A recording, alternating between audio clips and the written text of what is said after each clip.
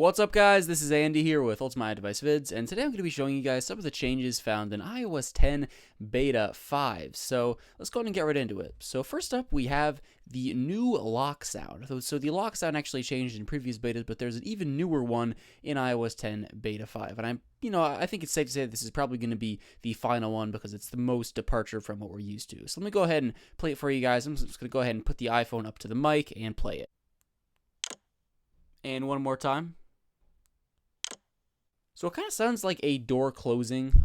So yeah, it's definitely a nice touch.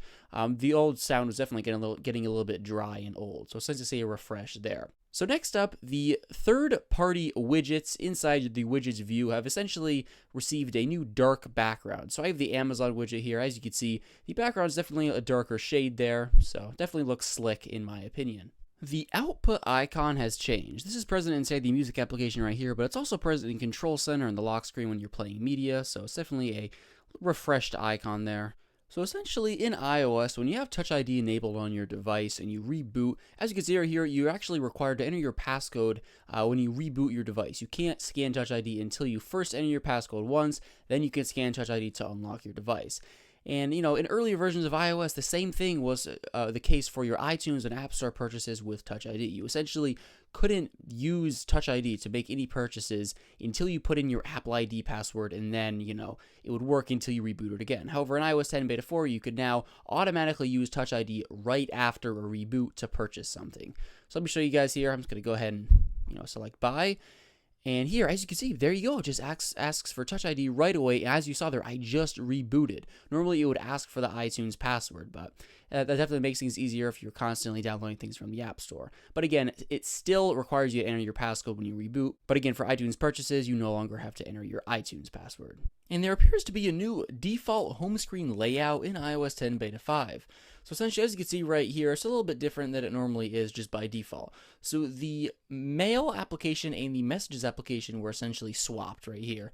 And also the Maps and Weather app were swapped from, previously coming from iOS 10 Beta 4. So again, all the previous betas in comparison to Beta 5. Beta 5 has an updated layout, and I actually prefer this because I'm personally using the Messages application more than the Mail application, so it makes more sense that it's down here. Of course, you could just rearrange everything, but, it makes more sense as a default layout. And if you guys want to see this layout, just essentially go into Settings on your device, go to General, and then just go to Reset, and essentially just hit Reset Home Screen Layout, and then you'll essentially see this new layout. But of course, just bear in mind you'll lose any, custom layout you have if you decide to reset it.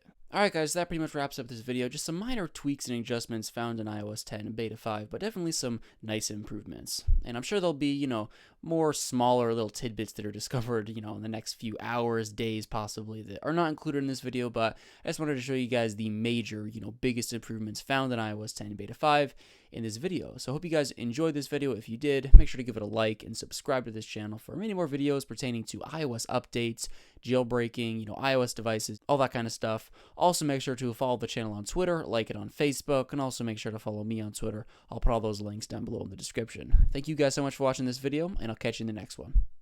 Peace.